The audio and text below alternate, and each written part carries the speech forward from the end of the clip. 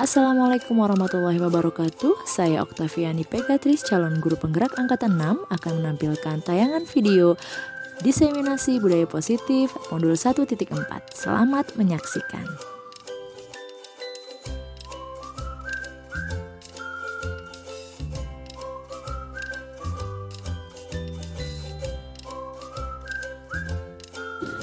Bismillahirrahmanirrahim.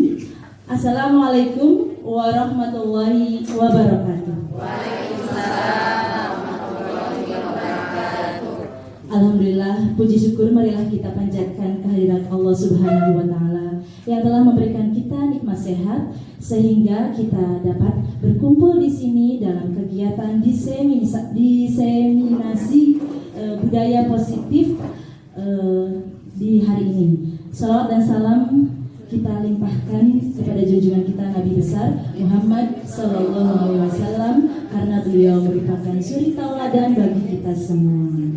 Bapak Ibu yang saya hormati, hari ini saya akan menyampaikan tentang diseminasi budaya positif jika di dalam program pendidikan guru penggerak ini masuk ke dalam modul 1.4. Barangkali nanti kalau kita mengikuti platform Merdeka Mengajar, mungkin kita juga akan menyimak ketika orang lain berbicara, menghargai pendapat orang lain, kemudian berbicara ketika dipersilahkan. Atau misalkan di kelas, jadi anak-anak yang memberikan poin-poinnya gitu. Nanti di materi ini juga akan dijelaskan. Ini kurang lebih seperti ini. Apakah ada yang mau menambahkan keyakinan kelas kita pada siang hari ini? Atau cukup saja dulu ini? Cukup ya, baik. Terima kasih Bapak Ibu. Ya, kita beranjak pada filosofi pendidikan menurut KHD. KHD itu kepanjangan dari Kinerja Akademi. Di platform Merdeka Mengajar kita juga sudah ikut belajar filosofi pendidikan ya tentunya ya. Nah, saya bacakan dulu ya. Pendidikan adalah tempat persemaian benih-benih kebudayaan dalam masyarakat. KHD memiliki keyakinan bahwa untuk menciptakan manusia Indonesia yang beradab, maka pendidikan menjadi salah satu kunci utama untuk mencapainya. Pendidikan dapat menjadi ruang berlatih dan bertumbuhnya nilai-nilai kemanusiaan yang dapat diteruskan atau diwariskan. Pendidikan menciptakan ruang bagi murid untuk bertumbuh secara utuh agar mampu memuliakan dirinya dan orang lain. Artinya merdeka batinnya dan menjadi mandiri, merdeka lahirnya. Kekuatan diri, kodrat yang dimiliki menuntun murid menjadi cakap mengatur hidupnya dengan tanpa diperintah oleh orang lain. KHD menjelaskan bahwa tujuan pendidikan yaitu menuntun segala kodrat yang ada pada anak-anak agar mereka dapat mencapai keselamatan dan kebahagiaan yang setinggi-tingginya baik sebagai manusia maupun sebagai anggota masyarakat. Oleh sebab itu, pendidik itu hanya dapat menuntun tumbuh atau hidupnya kekuatan kodrat yang ada pada anak-anak agar dapat memperbaiki lakunya, bukan dasarnya hidup dan tumbuhnya kekuatan kodrat anak-anak. Kalau disimpulkan dari filosofi pendidikan KHD bahwa kita sebagai guru itu tugasnya hanya menuntun. Mereka punya kodratnya masing-masing yang berbeda, gitu ya. Jadi misalnya di dasar manusia itu ada yang baik, ada yang buruk, tapi masih samar-samar. Lalu kita sebagai guru tugasnya adalah menuntun yang baik kita tonjolkan, yang jelek kita samarkan, begitu. Jadi yang muncul adalah budi pekerti yang baiknya. Seperti itu kurang lebih filosofi dari KHD. Jadi mereka belajar juga secara merdeka. Jadi kata KHD bilang nih, guru itu harus menghamba pada anak. Kenapa dibilang menghamba?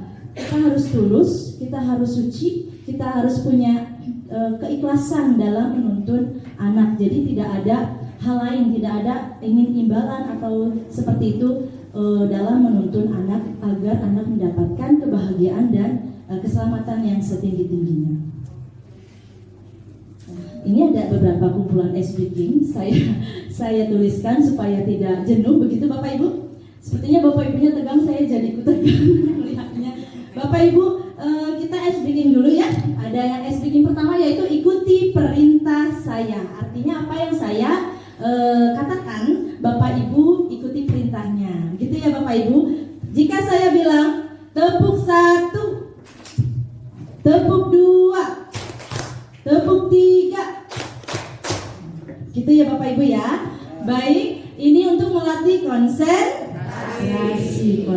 tapi tidak sambil makan terasi ya.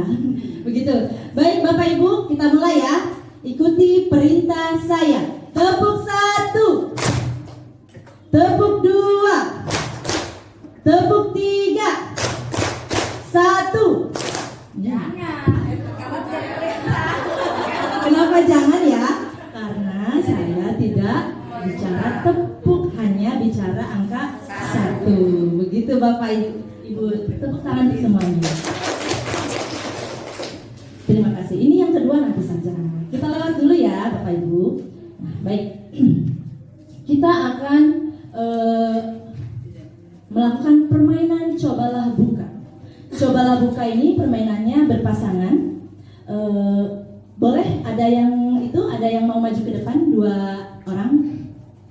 Siapa yang mau maju ke depan? Barangkali ibunya.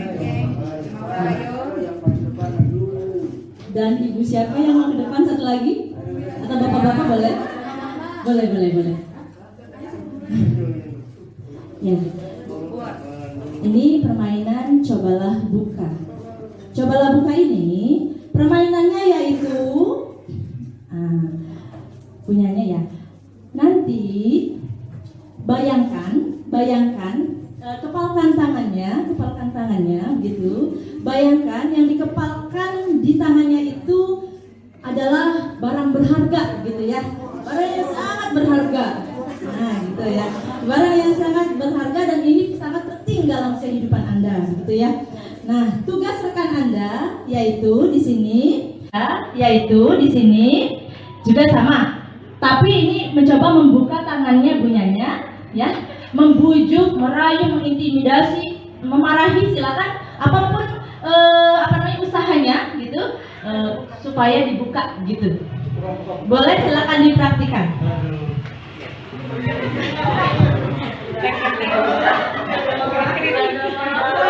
Apa ya caranya? Boleh dirayu, dibujuk.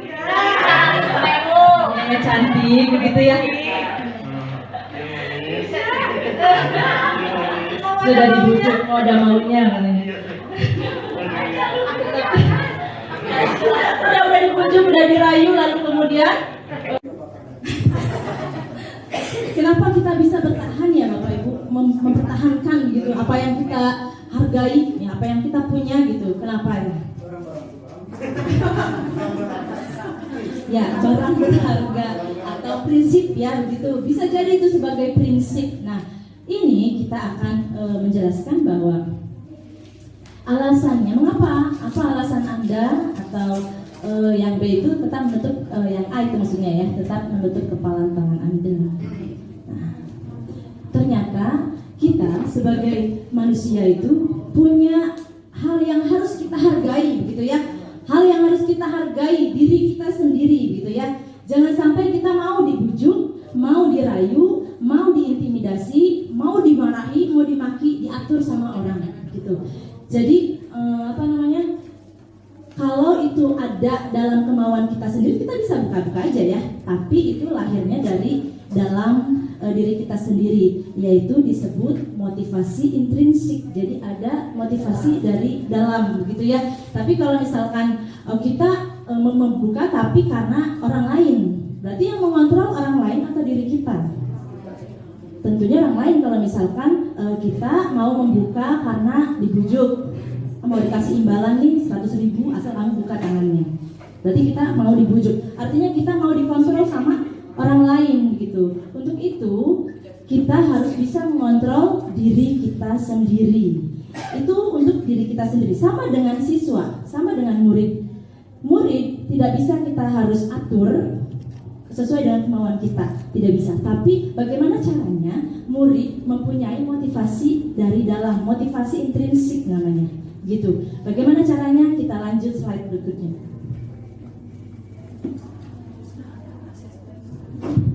Kita akan belajar tentang disiplin positif dan nilai-nilai kebajikan universal yang tadi ada kaitannya dengan permainan cobalah buka.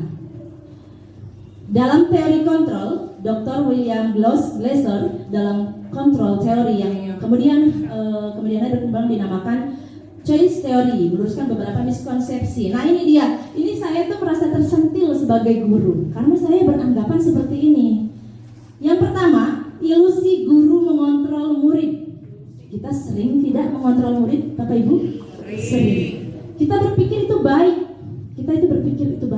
Ternyata miskonsepsi. Baiknya mereka itu jangkanya pendek, bukan jangkanya panjang gitu. Kemudian, ilusi bahwa semua penguatan positif, efektif, dan bermanfaat. Betul memang kalau kita memberikan penguatan positif, bermanfaat, tetapi juga tidak lahir dalam dirinya sendiri, hanya motivasi ekstrinsik, jadi dari orang lain atau dari gurunya. Itu ilusi. Kemudian ilusi berikutnya bahwa kritik dan membuat orang merasa bersalah dapat menguatkan karakter. Pernah tidak Bapak Ibu di sekolah begini? Ada anak bermasalah, lalu Bapak Ibu capek sekali ya, udah nggak sanggup buat marah-marahnya. Nanti bilang gini, yang kasihan dong sama ibu tuh capek dari tadi. Misalkan lagi ngomongnya tuh kenceng ya Bu, ibu tuh lagi batuk dari tadi gitu. Pernah tidak begitu Bapak Ibu? Itu merupakan ilusi. Seolah-olah anak itu akan sadar bahwa kita itu lagi sakit gitu. Tetapi justru itu jangka pendek dan membuat anak merasa bersalah. Artinya anak tidak merdeka secara batinnya gitu. Nah itu ilusi. Kemudian berikutnya yaitu ilusi bahwa orang dewasa memiliki hak untuk memaksa. Kita tanpa disadari kadang-kadang suka maksa murid gitu. Nah itu kan yang hadir itu paksaan gitu ya. Jadi bukannya motivasi intrinsik. Itu yang dikemukakan oleh Dr. William Glasser tentang miskonsepsi makna kontrol. Jadi tadi yang diperagakan oleh Ibu Nyanya itu kontrol diri, yang bisa mengontrol diri kita adalah diri sendiri. Jangan mau dikontrol orang lain. Kalau kita masih mau dikontrol orang lain, berarti kita masih belum punya motivasi intrinsik. Begitu kira-kira ya.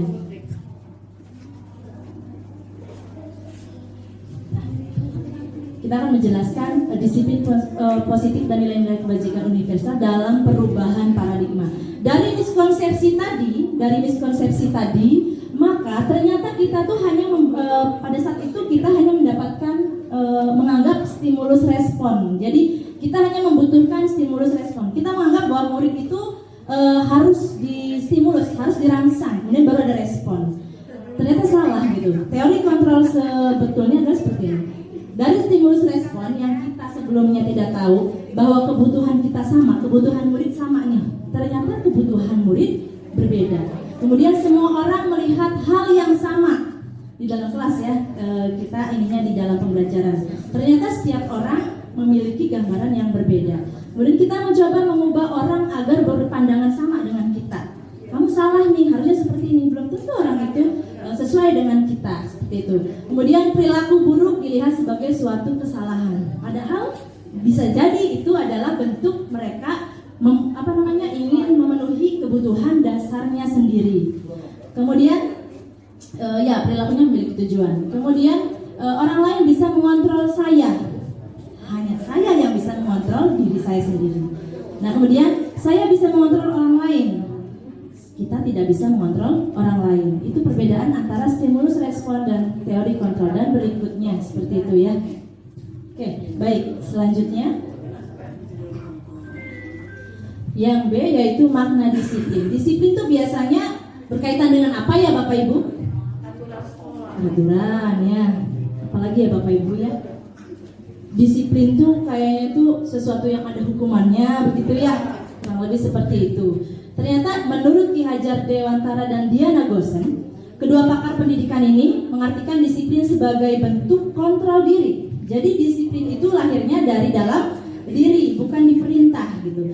Yaitu belajar untuk kontrol diri agar dapat mencapai suatu tujuan mulia. Pada dasarnya disiplin itu seperti itu.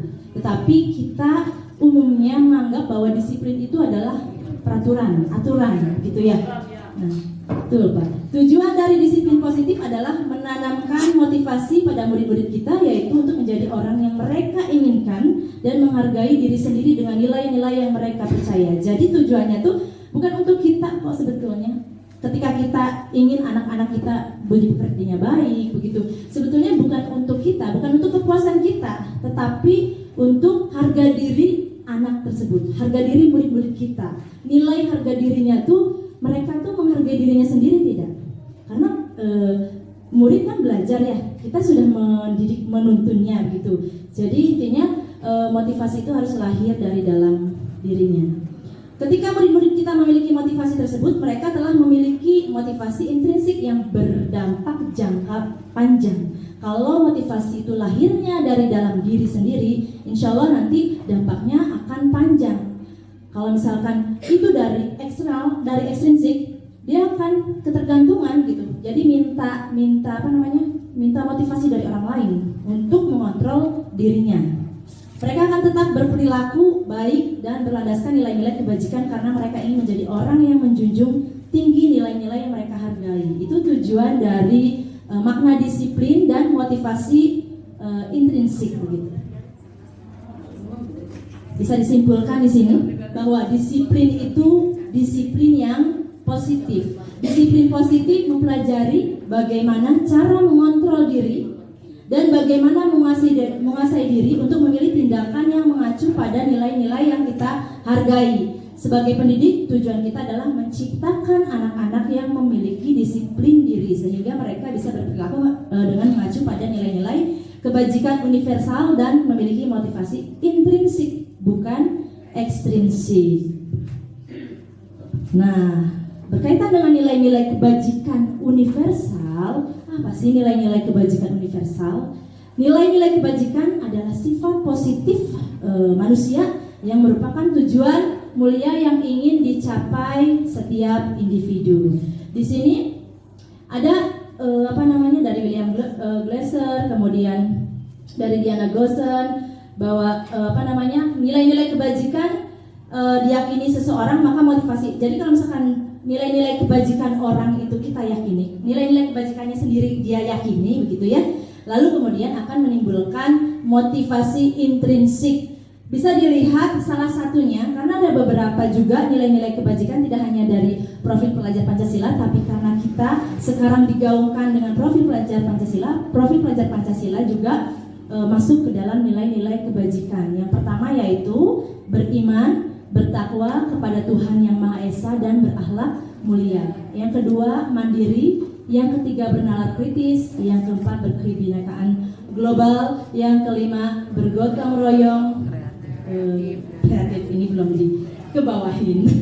Jadi ada 6 ya harusnya. Ada yang tahu tidak lagunya? Ada yang hafal belum ininya? Ada yang hafal juga lagunya? Boleh kita praktekkan Bapak Ibu supaya tidak ngantuk juga ya. Ini nadanya nada naik beca. Siap Bapak Ibu?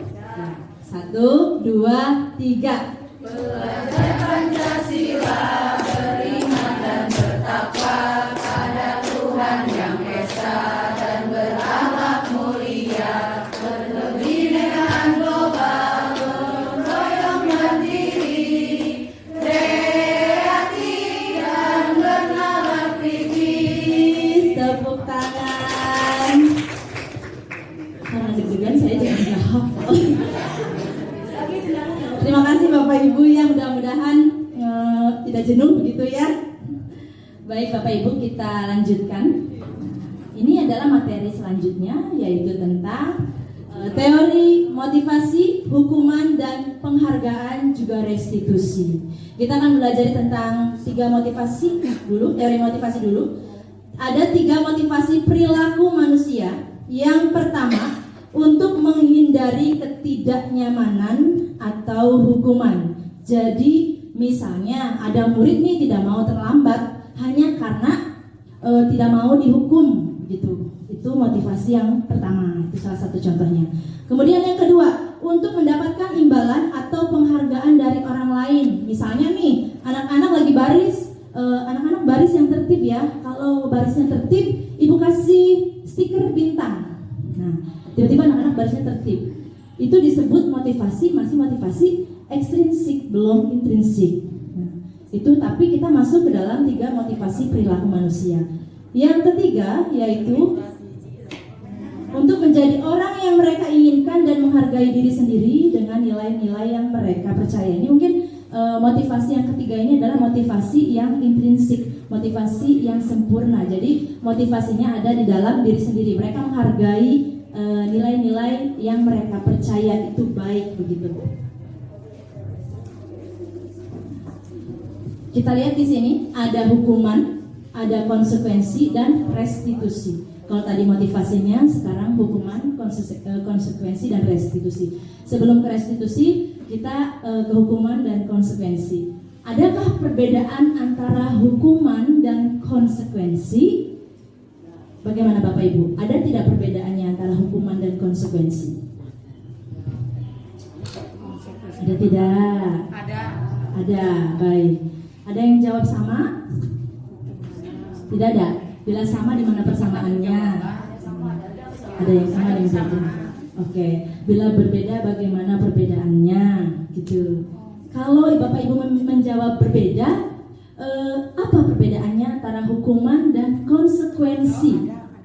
Akan mencoba menjawab. Kalau hukuman adalah tindakan guru yang tidak diinginkan anak. Misalkan kalau dia berbuat salah, dia belum tahu hukuman apa yang dikasih. Kalau konsekuensi, dia sudah tahu. Kalau dia terlambat masuk kelas, berarti dia akan tertinggal dalam hal membaca doa, dalam berbaris, dalam pemeriksaan kesehatannya. Itu kalau konsekuensi. Kalau hukuman yang seperti tadi, dia misalkan melakukan kesalahan, tetapi belum tahu apa hukumannya, kan tidak ada dalam tata tertib. Mungkin lebih kurangnya, kekurangannya mungkin kebodohan saya, dan kelebihannya tidak ada.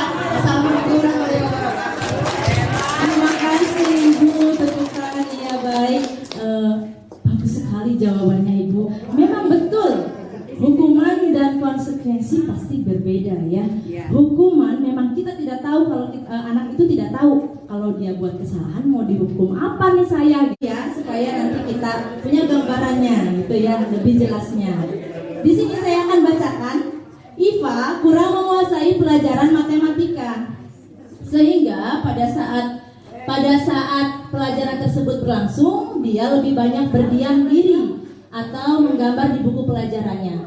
Pada saat guru matematikanya, Pak Seno, menanyakan pertanyaan, Iva menjadi gugup dan tak sengaja menjatuhkan tasnya dari kursi, serta tiba-tiba menjadi gagap. Pada saat berupaya menjawab, seluruh kelas pun tertawa melihat perilaku Iva yang bicara tergagap dan terkejut tersebut. Pak Seno pada saat itu membiarkan teman-teman Iva menertawakan Iva yang tergagap dan malu luar biasa, dan malahan minta Iva untuk maju ke depan dan berdiri di depan kelas sambil menunjuk hidungnya. Karena tidak bisa menjawab pertanyaan Pak Seno, kelas makin gaduh dan anak-anak pun tertawa melihat Iva di depan kelas memegang ujung hidungnya. Nah, ini ada pertanyaan pemantiknya, Bapak Ibu. Ya. Apakah Anda setuju dengan tindakan Pak Seno terhadap Iva? Setuju? Setuju tidak, Bapak Ibu? Tidak. Mengapa? Kayaknya enak kalau maju lagi ke depan ya. Ya. Siapa yang mau menjawab, Bapak Ibu? Tidak untuk dihukum maksudnya. Barangkali ada pendapat Bapak Ibu yang keren, hebat gitu. Ada Bapak Ibu? Mengapa ya tidak setuju? Masih banyak yang lain. Maka Bapak Ibu, siapa? Bapak-bapak katanya sekarang. Bapak-bapak, kalau tadi ibu, sekarang bapak-bapak katanya Pak. Ada yang mau ke depan? Bapak mau maju ke depan? Baik, kita ini aja diskusikan aja. Mengapa ya kita tidak setuju dengan tindakannya Pak Seno ya? Karena dengan membiarkan anak-anak menertawakan berarti kita itu sama dengan membiarkan anak itu dibully. Nah, betul. Bullying, ya, maksudnya bullying. Bullying itu tindakan yang memang sekarang akhir-akhir ini sering viral ya di berita-berita gitu ya. Nah, iya ya Bapak Ibu, tugas kita banget ya untuk menuntun tadi ya. Betul. jadi ada bullying begitu ya. Kemudian yang kedua, pertanyaan pemantik kedua yaitu menurut Anda tindakan Pak Seno terhadap Iva adalah sebuah hukuman atau konsekuensi? Hukuman. Mengapa ya itu disebut hukuman? Karena tidak Itu di luar dari kemauannya Iva. Iya, betul, di luar dari kemauannya Iva. Ada lagi tidak, Bapak Ibu? Selain itu, apakah tindakannya menyakiti hatinya? ya Nah, betul Bapak Ibu. Hukuman itu ciri-cirinya adalah menyakiti hatinya, menyakiti fisiknya, gitu. Itu ciri-ciri hukuman. Dan dampaknya itu dia akan mempunyai perasaan yang negatif, bisa dendam. Ada ya kasus guru juga yang kayak bannya dikempesin sama muridnya gitu ya. Bahkan yang paling ini kan ada kasus guru yang gitu ya. Alhamdulillah ya. Mudah-mudahan kita semua menjadi guru yang tidak menghukum, juga tidak membuli gitu ya. Baik Bapak Ibu, kita lanjutkan. Nah di sini sebetulnya ini sangat kecil nggak sih Bapak Ibu? Kecil ya. Oke, baik, saya buka di modulnya. Ini modul berapa ya?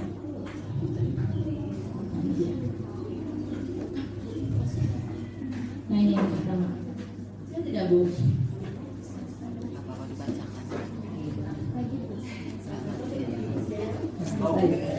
Nah, ada hukuman, ada konsekuensi, atau mau restitusi. Ternyata kalau hukuman itu berarti identitas gagal. Artinya kita itu gagal. Membuat murid juga jadi gagal juga begitu ya. Sedangkan konsekuensi dan restitusi adalah identitas sukses gitu. Jadi masuknya ke disiplin yang positif. Kita analisis satu persatu. Sesuatu yang menyakitkan harus terjadi. Tadi contohnya betul ya, menyakitkan begitu ya, itu hukuman. Tapi kalau konsekuensi, sesuatu harus terjadi karena sudah dibuat aturannya gitu. Kalau restitusi berbeda lagi. Restitusi adalah memberikan pilihan, merupakan pilihan. Kemudian tidak nyaman untuk murid, betul dia dihukum ya tadi sesuai dengan kasusnya, studi kasusnya ya dia dihukum. Kemudian untuk konsekuensinya tidak nyaman memang untuk murid karena dia diberi konsekuensi tadi pelajarannya tertinggal begitu, tapi hanya dalam jangka waktu yang pendek. Artinya sadarnya itu hanya jangka waktu yang pendek. Nah, kalau restitusi menguatkan untuk murid atau anak dalam jangka waktu yang panjang karena tadi awas kalau dilakukan lagi ya, nanti awas kamu gitu, kata-kata yang kasar ya, kata-kata yang mengancam begitu. Sedangkan yang ini lakukan apa yang saya katakan, berarti sudah ada konsekuensinya. Tapi kalau yang ini, kalau restitusi, apakah hal ini yang sesungguhnya ingin kamu lakukan? Jadi ditanya dulu, ini yang kamu ingin lakukan gitu. Oke baik, Bapak Ibu bisa dilihat di layar ya. Jadi ada beberapa perbedaan. Saya tidak akan membahas detailnya, tapi kita langsung masuk ke dalam. Nah ini, yang ini. Dampaknya tadi ya. Dampak pada murid akan marah, merasa bersalah, rendah diri, bahkan mengasingkan diri. Ada tidak Bapak Ibu anak yang setelah dihukum tuh jadi ada perilaku yang berbeda? Pernah tidak? Ya. Ada yang mungkin cemberut aja ya jadinya gitu ya, marah gitu kan, walaupun tidak diungkapkan gitu, tapi dia punya kemarahan dalam dirinya. Kemudian kalau konsekuensi dia tidak punya hak gitu ya untuk beralasan gitu. Pokoknya kamu mau tidak mau karena terlambat ya kamu harus jadi jam istirahat misalnya, tidak boleh istirahat. Nah, gitu. Kemudian jika restitusi itu murid tidak akan kehilangan waktu namun bersemangat untuk memperbaiki diri. Artinya kalau restitusi itu muncul solusi. Muncul solusi kalau restitusi. Kemudian nah ini hukuman itu tadi tiba-tiba tidak diharapkan atau sangat melukai kalau konsekuensi sudah diketahui. Nah kalau ini ada undangan atau si anak itu kalau ada kesalahan tuh kita panggil begitu di kantor lalu kemudian kita mengadakan restitusi. Ini juga ya sepertinya Bapak Ibu juga sudah paham ya perbedaannya.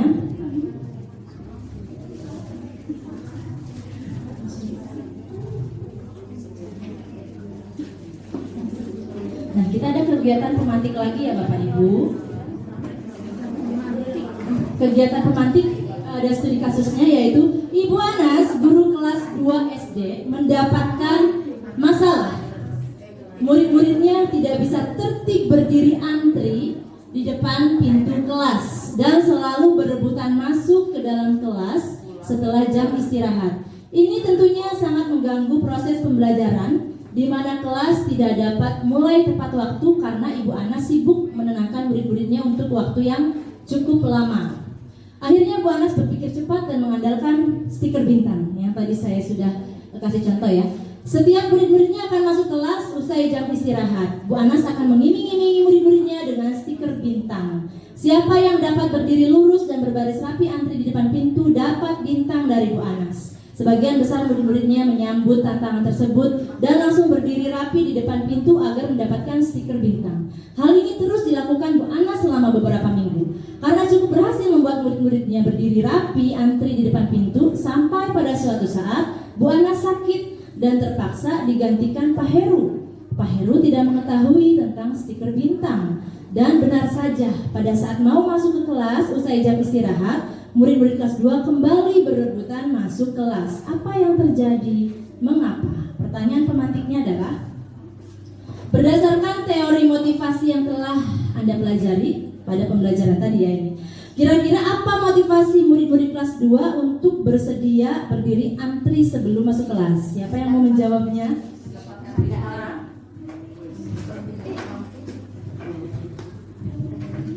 Ada di poin yang kedua ya Bu, izin menjawab, ada di poin yang kedua, yaitu untuk mendapat imbalan atau penghargaan dari orang lain. Dari orang lain ya, betul. Kemudian yang kedua Bu Maura. Adakah cara lain agar murid-murid kelas 2 bersedia antri di depan kelas tanpa diberi penghargaan stiker bintang? Jelaskan. Ada tidak Bu caranya? Ada yang bisa berpendapat? Ada yang mau berpendapat maksudnya? Supaya murid itu tertib, tapi tidak usah kita kasih imbalan seperti itu. Ada tidak Bu, Bapak Ibu yang mau mengungkapkan pendapatnya? Ada sih kayaknya ya, tapi tidak masih malu-malu begitu. Ada tidak Bapak Ibu? Baik, kalau begitu saya akan mencoba untuk menjelaskan bagaimana caranya supaya tidak ada imbalan tadi stiker bintang, tapi muridnya tetap tertib. Tadi kita sudah belajar tentang keyakinan kelas, gitu ya. Jadi sebelum pembelajaran dimulai, kita membuat keyakinan kelas dulu. Yang pertama misalnya, murid harus berdiri rapi. Kalau berdiri rapi, jadi kita ceritakan dampaknya seperti apa. Kalau sudah mampu begitu di kelas selanjutnya atau yang lebih tinggi, langsung coba kalian tempelkan keyakinan kelas yang kita buat. Barangkali di antara semuanya ada peraturan yang mereka buat sendiri, keyakinan yang mereka buat sendiri. Kalau keyakinan itu yakin ada pada diri anak, itu kan maksudnya ke nilai-nilai kebajikan ya. Insya Allah mudah-mudahan dengan kita terus memberikan keyakinan kelas itu, anak-anak dapat meyakini bahwa dengan antri, dengan sikap antri itu sebetulnya menghargai dirinya sendiri. Tidak berebut, berarti saya bukan orang yang suka merebut, gitu kan ya. Jadi antri. Nah, itu yang diharapkan dari studi kasus ini. Mudah-mudahan kita bisa mempelajarinya begitu, walaupun bisa nggak ya, tapi kita coba saja ya Bapak Ibu ya. Baik Bapak Ibu, kita lanjutkan pada materi selanjutnya. Nah, ini dia perbedaannya. Hukuman, konsekuensi, restitusi. Hukuman bersifat tidak terencana atau tiba-tiba. Betul tadi ya.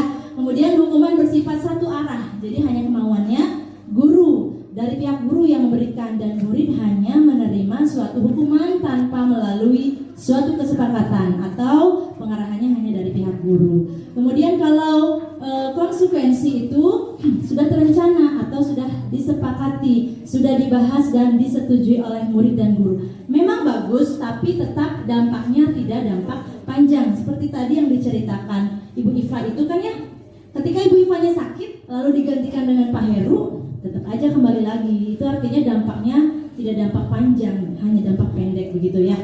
Kemudian restitusi ini, nah ini yang paling baik, yaitu menciptakan kondisi bagi murid untuk memperbaiki kesalahan mereka sehingga mereka bisa kembali kepada kelompok mereka dengan karakter lebih kuat. Ini menurut dosen ya. Jadi intinya adalah di sini kita harus bisa menciptakan murid menyadari kalau mereka berbuat salah, menyadari itu kesalahannya lalu berbuat baik atau tidak mengulangi kesalahannya dengan disadari. Kita hanya membuat mereka sadar, begitu. Jadi motivasinya ada dalam dirinya. Nah ini keyakinan kelas. Tapi sebelum ke keyakinan kelas, takut ngantuk begitu ya Bapak Ibu. Kita berdiri yuk. Kita ke ice breaking yang kedua tadi, yaitu menyanyikan lagu pada hari Minggu gitu ya. Naik delman dengan gerakan begitu Bapak Ibu. Mungkin sudah pernah ini ya. Jadi gerakannya itu yang pertama seperti ini. Ini ya 1, 2, 3, 4, 5, 6, 7. Ya, siap ya Bapak Ibu sambil bernyanyi ya.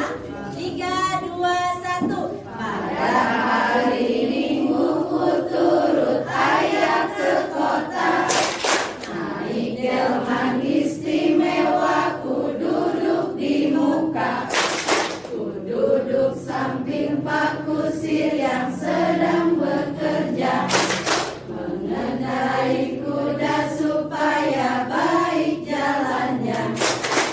Tuk tik tak tik, tuk tik tak tik, tuk tik tak tik tuk.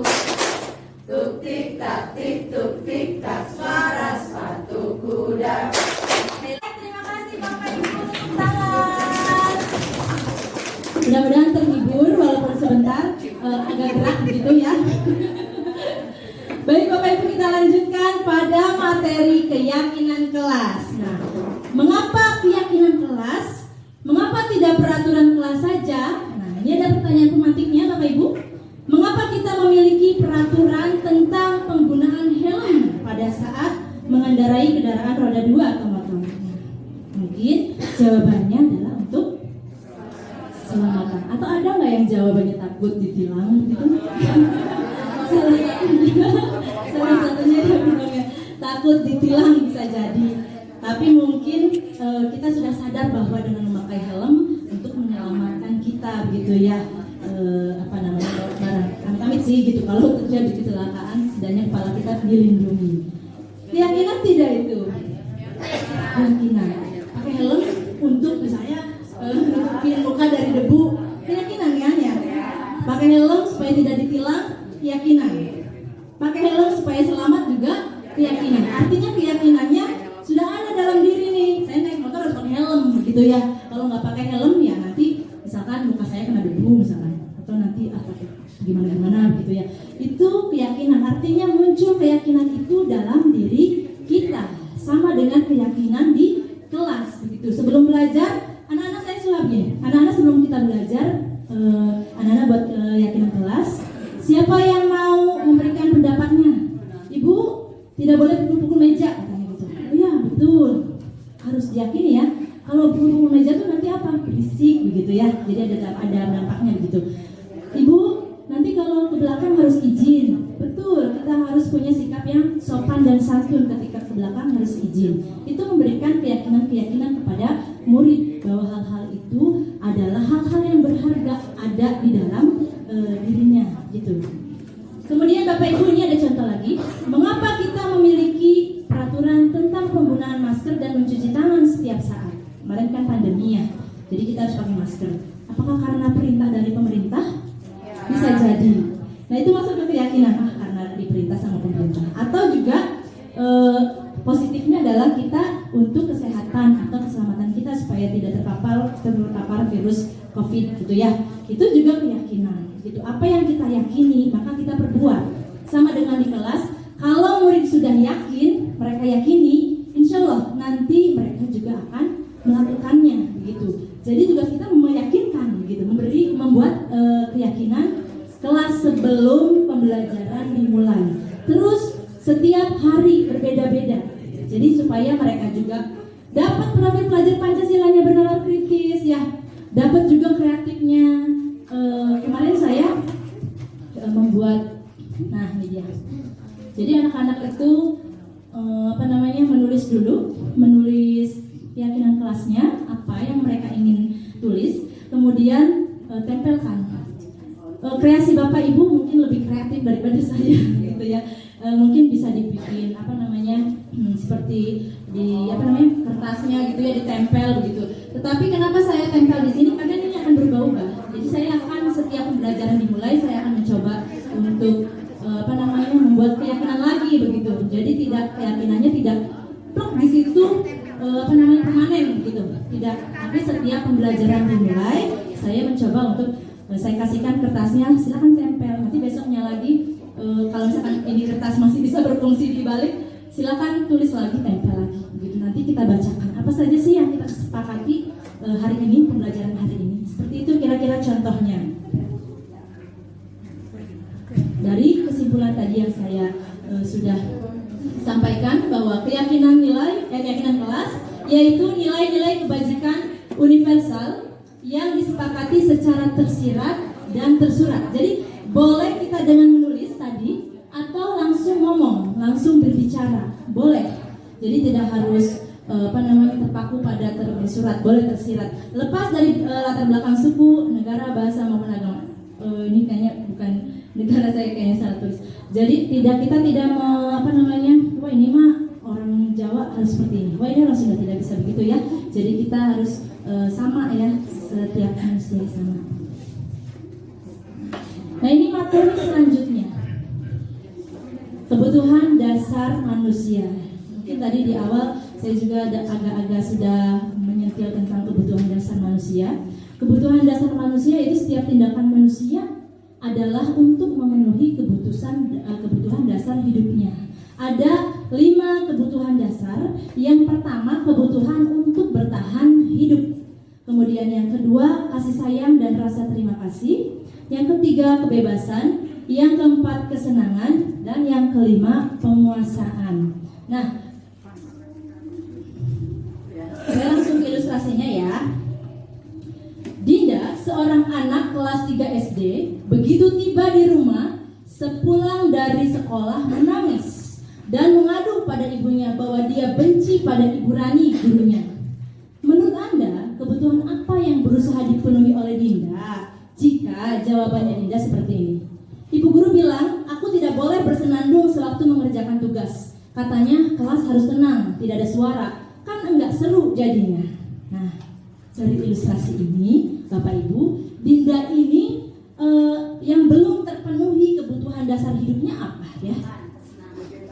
Kita baca lagi kelihatan ya, merdeka. Nah, apa ya Bapak Ibu?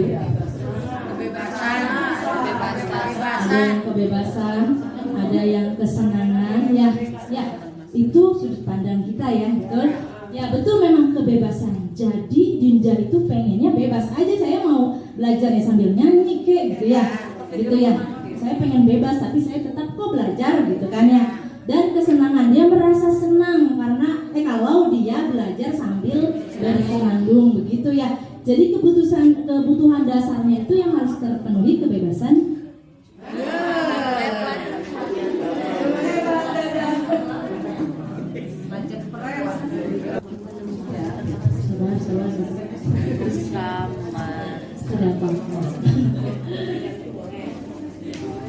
Jadi kalau kita langsung mungkin masih bisa ya, tapi kalau lagi jauh nanti langsung itu yang paling. Ya tadi yang kita lanjutkan ya Bapak Ibu ya. Nah tadi sudah ada ilustrasinya, lalu kita kembali ke kebutuhan dasar. Ada tidak yang mau memberikan contoh lagi, barangkali ada di kelas Bapak atau Ibu ya, atau mungkin Bapak Ibu merefleksi diri bahwa oh iya ya, pantesan kemarin itu si A itu begini, kayaknya dia kurang terpenuhi kebutuhan dasar apanya begitu ya. Nah itu kebutuhan dasar manusia. Kita pun sama. Jadi tidak dibedakan hanya murid saja yang membutuhkan kebutuhan dasar. Kita pun sama ya Bu Maya. Kebutuhan dasar Bu Maya apa Bu Maya?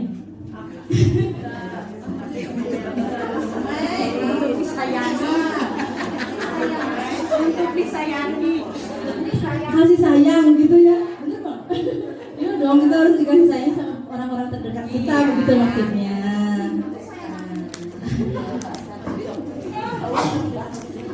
Tadi kebutuhan dasar manusia, kita lanjut ke dunia berkualitas. Jadi kalau misalkan tadi kebutuhan dasar kita sudah terpenuhi, ya kita harus punya dunia yang berkualitas. Diri kita harus berkualitas, begitu ya.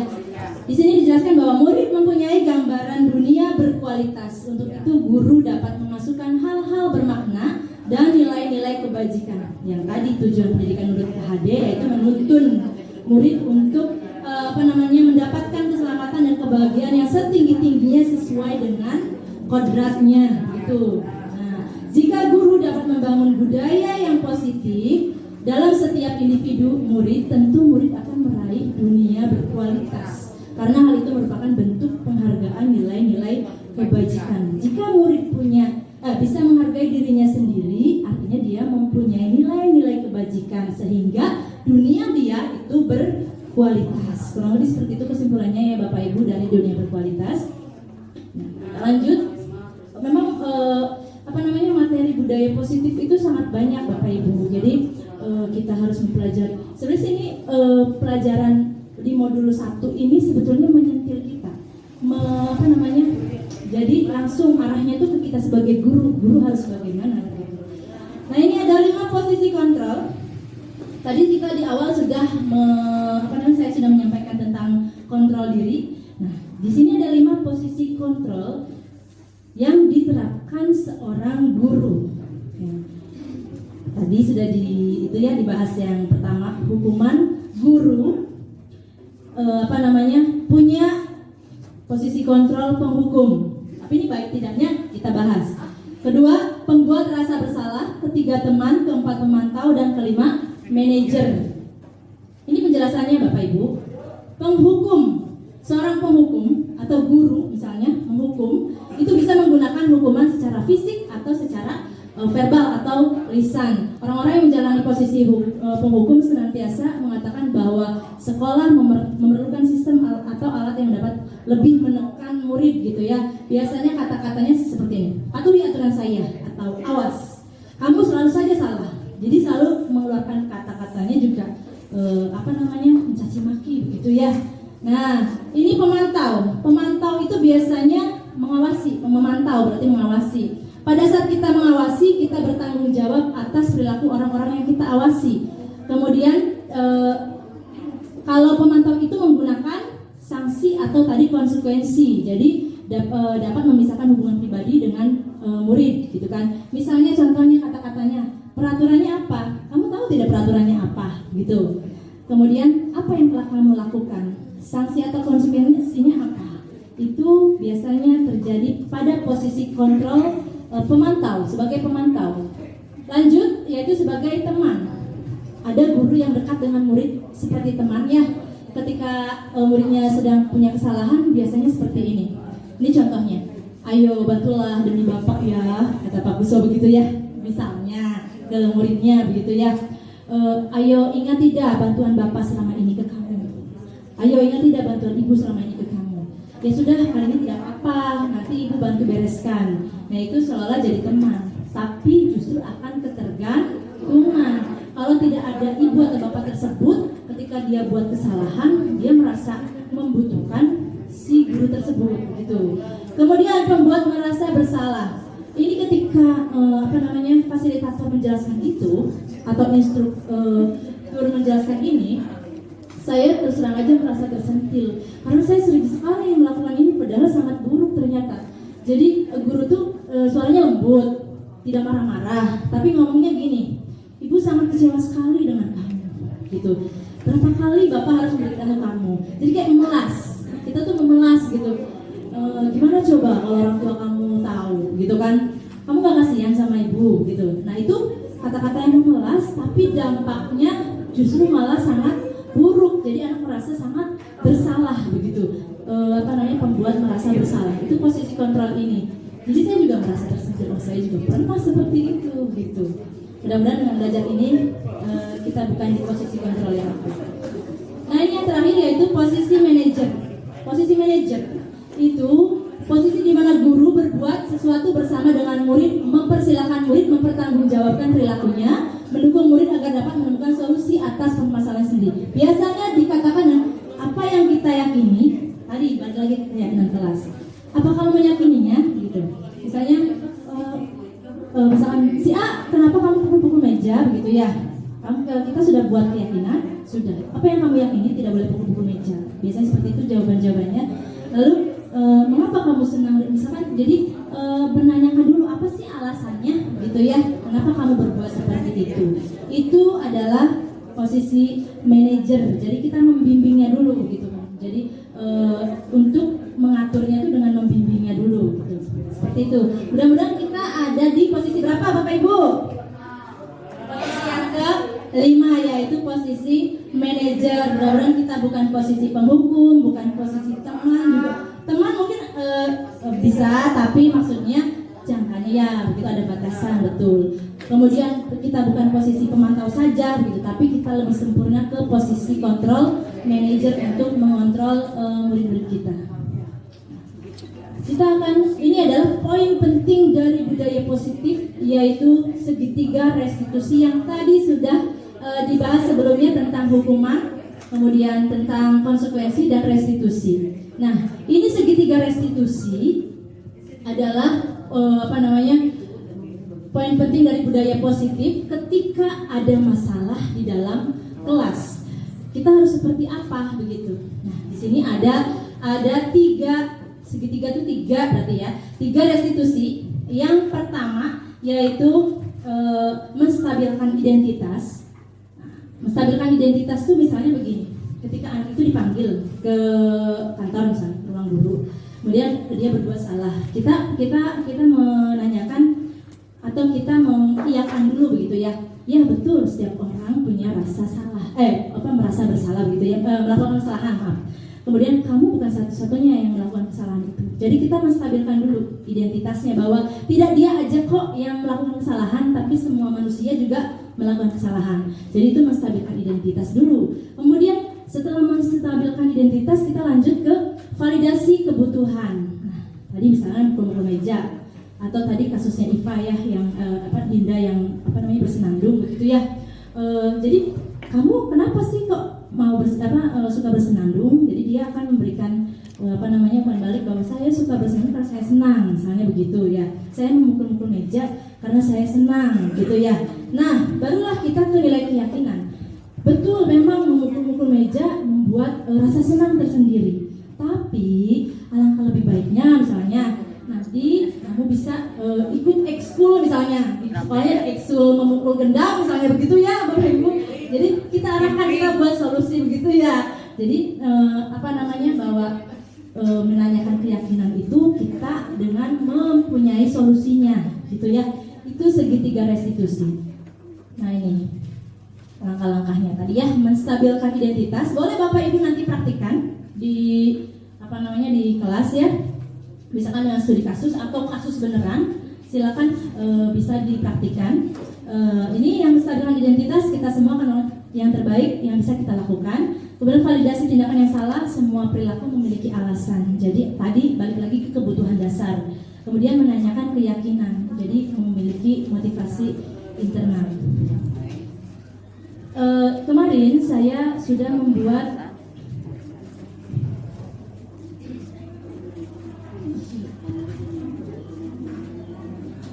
tapi saya akan skip ya beberapa adegannya, karena takut lama. Ini tuh tuntutan mau tidak mau itu Bapak Ibu.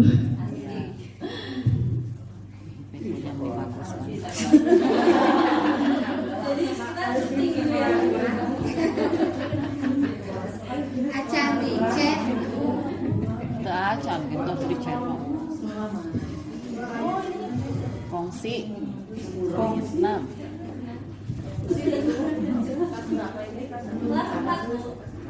Tuh berantak.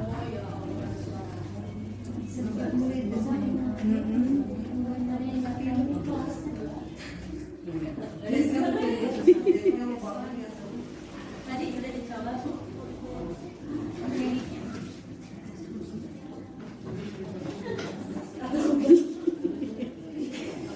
Jadi kalau suaranya ya.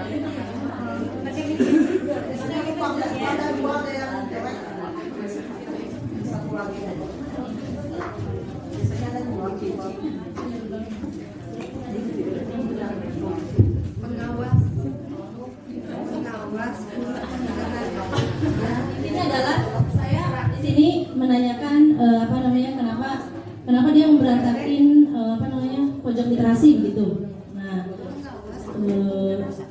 anak teman-temannya bilang katanya dia Farhan yang berantakin gitu ya. Lalu saya panggil, kemudian saya tanyakan gitu ya. Ini studi kasus saja Bu, bukan kasus beneran.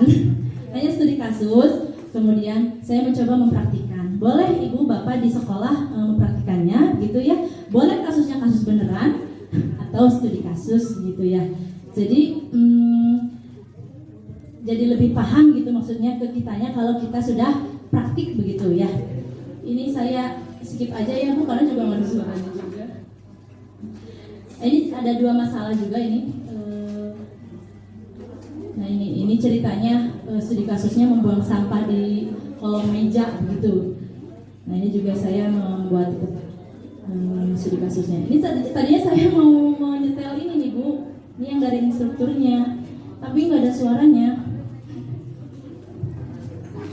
Baiklah Bapak Ibu, kita skip aja. Insya Allah dapat dipahami yang. Nah, kita di penghujung materi, tapi kita simpulkan dulu ya.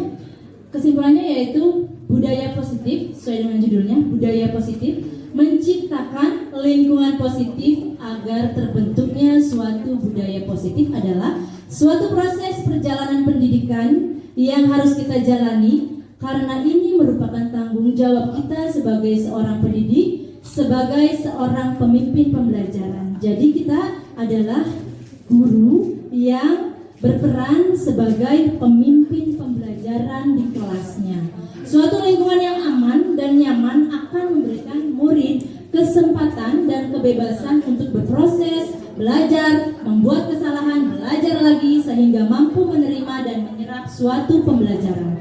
Perlu diingat, selama seseorang merasakan tekanan-tekanan dari lingkungannya, maka proses pembelajaran akan sulit terjadi dan salah satu tanggung jawab kita sebagai pendidik adalah menghilangkan atau mencabut gangguan-gangguan yang menghalangi proses pengembangan potensi murid. Mudah-mudahan kita sebagai guru, pendidik dapat memberikan kebebasan, merdeka belajar begitu ya, sesuai dengan yang digaungkan oleh pemerintah yaitu merdeka belajar. Setuju tidak Bapak Ibu? Alhamdulillah setuju. Nah, materi ini telah selesai saya sampaikan. Mudah-mudahan ada manfaatnya. Tetapi ada PR-nya untuk tugasnya saat ini, bukan PR sih, tugasnya karena ini forumnya adalah forum KKG, maka harus ada dokumentasi tugas. Untuk itu saya bagi kelompok, 3 kelompok sesuai dengan kelasnya. Kelas 1, kelas 2 dan kelas 3. Mangga Bapak Ibu berkumpul, mungkin bisa ini kan aja ya, kelas 1 di sebelah sini. Kelas 2 sebelah sini tengah gitu ya. Kelas 3 di ujung. Begitu. Silakan Bapak Ibu.